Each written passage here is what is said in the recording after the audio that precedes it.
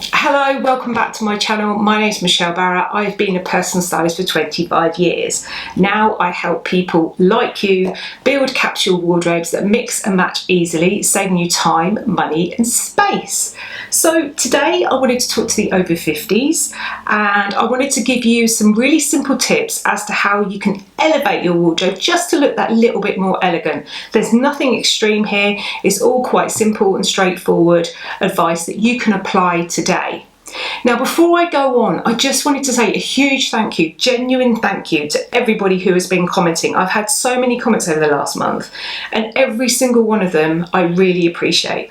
I love the fact when you tell me what you've liked about the content. I like it when you tell me what else you'd like to see, because all of that really helps me develop this and adapt it to what you need. And it really helps support the channel as well. So comment below, let me know what you think. Let me know what else you'd like to see. Like, subscribe, tell your friends, share it, because all of that really helps. So let's get started.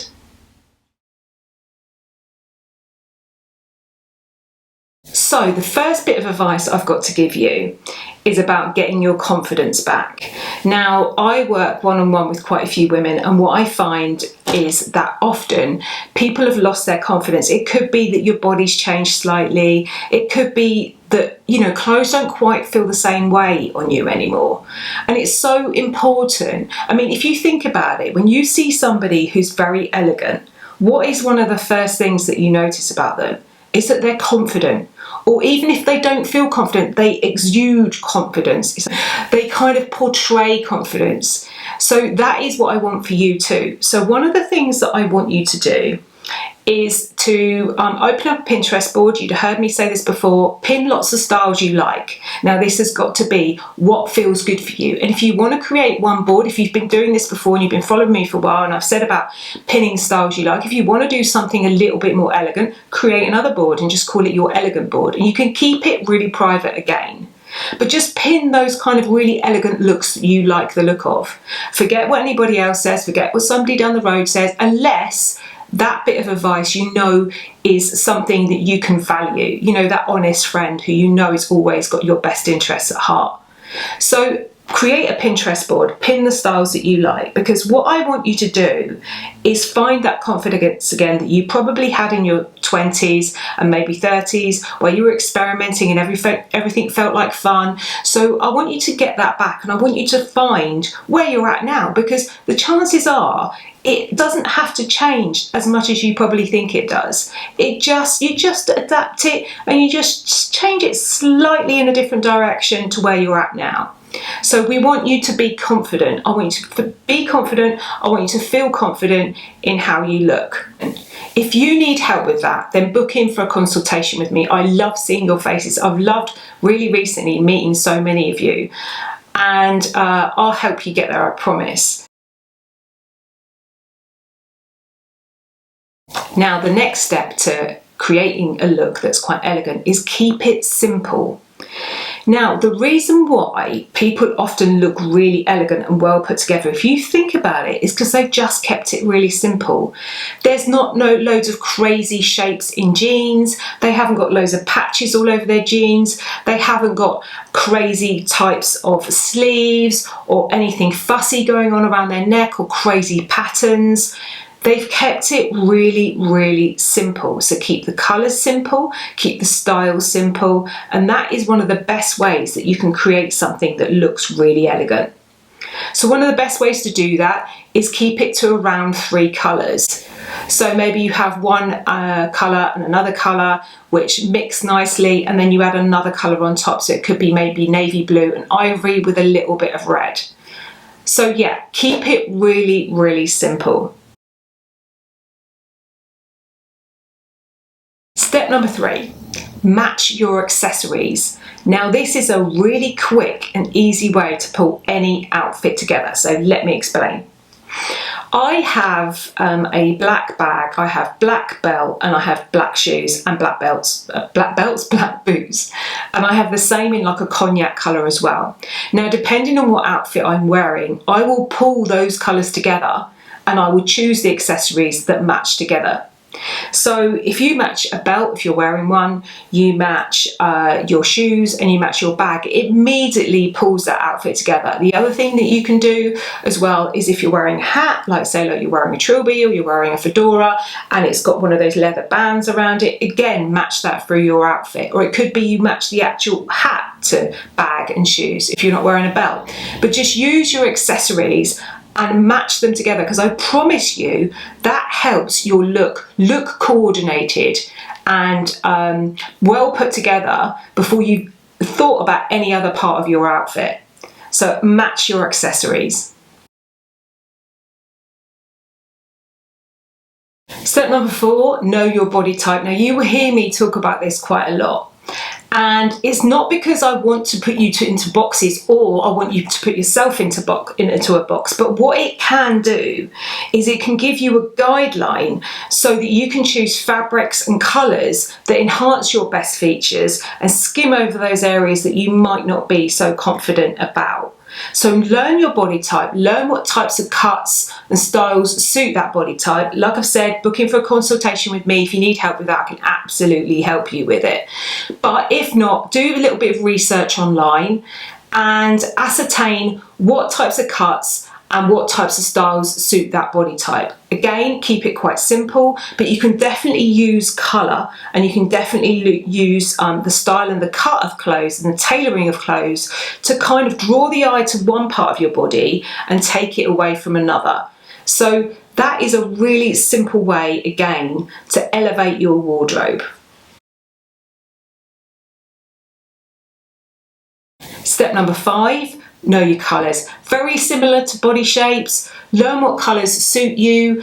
I've said before, if you're looking to build a capsule wardrobe, choose around 8 colours. 4 what I call canvas colours, which are like very much the backdrop of your wardrobe, so a bit like what's behind me, a little bit like what I'm wearing. Those kind of ivories, white, grey, charcoal grey, beige, stone, black, navy, those kind of colours are very much the canvas neutral colours, and then choose around 4 paint colours. Now if you want to keep it elegant, what I would suggest you do is definitely use the canvas colours as the backdrop of your outfit. Now again, if you're somebody who loves colour, there is absolutely no reason why you can't inject some colour into that, because this has to be, you know, obviously right at the beginning of this video I talked to you about confidence and how you should exude your confidence, and if you don't feel confident in neutral colours and you feel better in paint colours, those brighter shades, then absolutely go for those. But keep it quite simple and just have about 2 or 3 colours within that outfit. So like I said, maybe 2 base colours and then 1 highlight colour, and know what colours work for you. Because what you want to do is you want to look, if you look healthy and you feel like those colours make you look vibrant and make you look alive, then you're going to exude that confidence as well. So next, number 5, learn your colours. Step number 6, choose classic timeless pieces. Now what do I mean by that?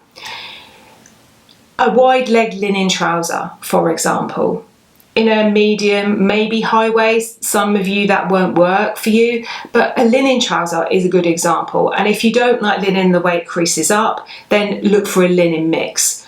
That type of thing is a classic piece. A tea dress. Now I know some of you in the US will be looking at me going, what is a tea dress? Well, I'd Google it, but don't Google it on Amazon, because Amazon is terrible at bringing up tea dresses. They don't look like tea dresses. But the best way I can describe it to you is think of that 1940s kind of wartime dress that often came in a little bit of a V here. Sometimes they had a collar. It would come under the bust and usually gently flare out from around there or slightly further down.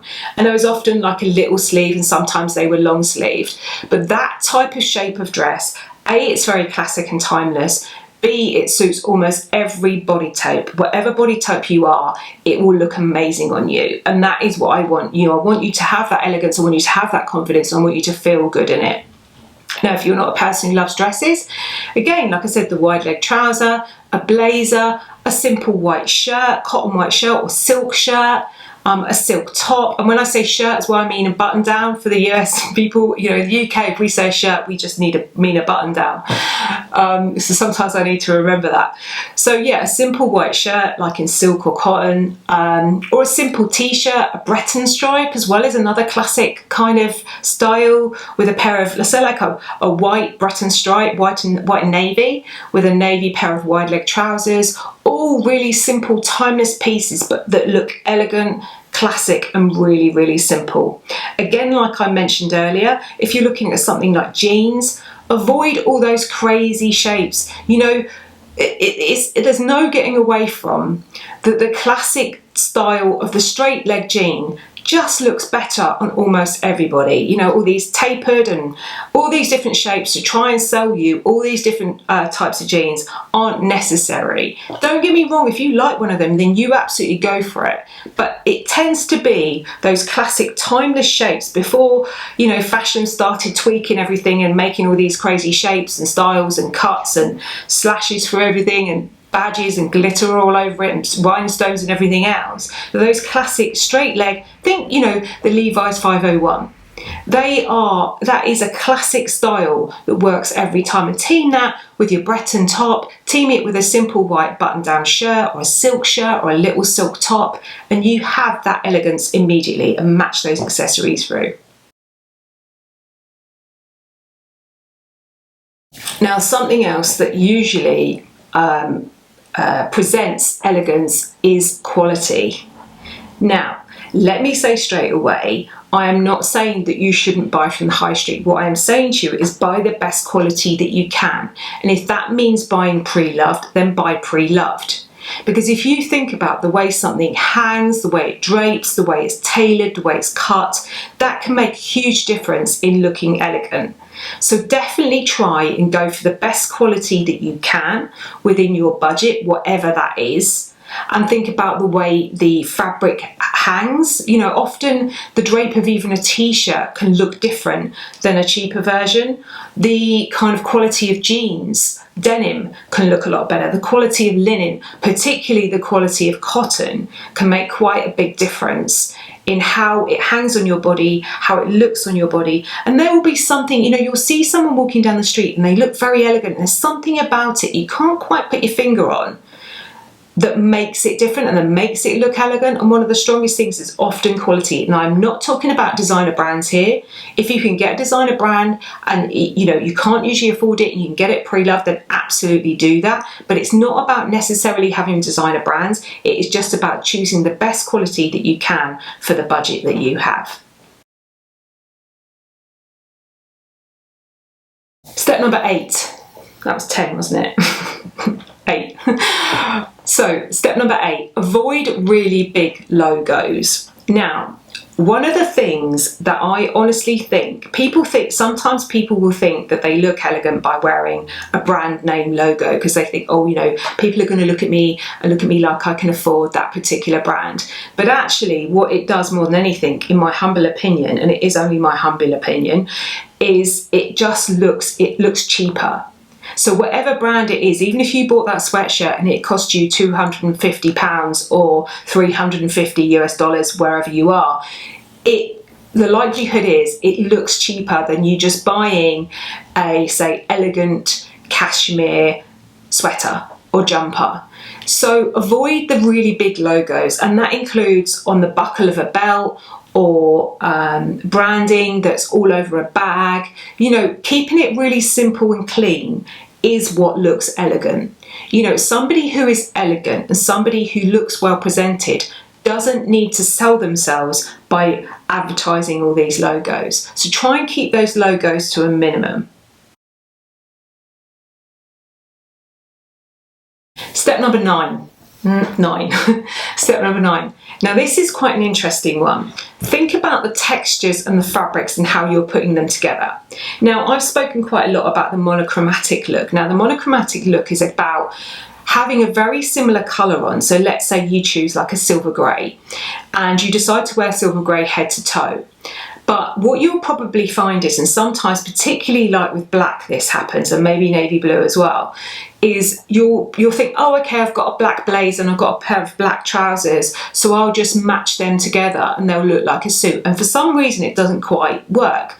Now the reason why it doesn't work is because often most colours of black are just kind of very, very, very dark of another colour. So it could be very, very, very dark navy, it could be very, very, very dark purple, or sometimes brown. It depends what the base colour of that black is, and that is why it doesn't work. Now, one thing that you can do, even if you do decide to wear all one colour, or you're wearing a few different shades, is to create textures.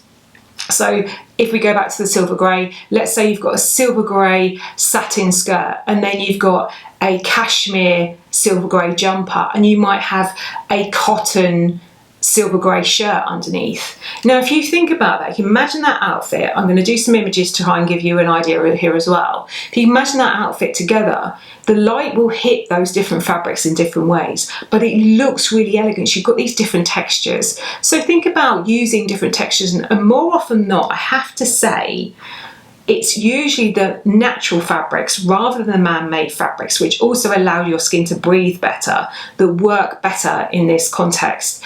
So let's say you mix linen with silk and cashmere. You have a cashmere sweater, you have a silk blouse, and you have a pair of linen pants, or a linen skirt, or a linen dress, or a silk dress, or, you know, think about what will work for you. But again, it exudes elegance. Now, the reason why, I think, is because I think it's the way the fabrics drape and the way they hit the light. So if you think about silk, it's soft, it's flowing, it's not, silk's not screaming out at you to look at me. Whereas, say, like a stretch satin, shiny satin, is screaming at you, look at me, look at me, look at me. Silk is just there. It's just like, hey, I'm silk. Look at me. I look amazing. And, or it's the same with linen. Is, you know, linen, even when it's kind of a little bit crumpled up, and I know some of you won't like that, and that's absolutely fine. If it's not for you, then that's absolutely fine. But even when linen is a little bit crumpled up, there's something about it that still kind of works. So yeah, think about mixing those textures and how you can create an outfit mixing those textures so the light hits it differently, and it can kind of look amazing, and it will hang in different ways, because that can kind of exude the elegance as well. And finally, step number 10, we're kind of harping right back to the beginning now. Walk with confidence. Now, what do I mean by that? You should feel good about yourself. I want you to feel good about yourself. Now, the reason why I've aimed this particularly at the over 50s is because I know from working with women particularly that it's often around that age they start to feel less confident about the way they look. And there's a whole multitude of reasons why I think that happens. But there is no reason why you shouldn't feel good about yourself. So straighten your back, hold your head up high, and walk with confidence. If you need help with that and you feel like you really have lost your way, absolutely just get in touch with me. I promise you I can help you. Like I say, all the notes to how you can get in touch with me are all the links are in the notes to how you can get in touch with me. But walk with confidence, hold your head up high. Another little tip as well, on top of all these ones, if you're wearing shoes with pants, make sure they're the right length. So if you're going to a tailor to have them adjusted, take the shoes with you so that you can match them up properly. So you can kind of feel that. And if you need heels, wear your heels. If you're not into heels, wear your flats. You definitely need to feel confident in the outfit you're wearing, both mentally and physically. The colours need to feel right, the cut needs to feel right, it needs to feel like it's enhancing your best features, it's skimming over those areas you're not quite happy with, and then you can walk with your head held high. I want you to feel good about yourself, and one of the most positive and the best things you can do to look elegant today is to strut your stuff and walk with confidence. So thank you so much for watching my video. I really love hearing from you. Like I've said, like, subscribe below. Let me know what you think.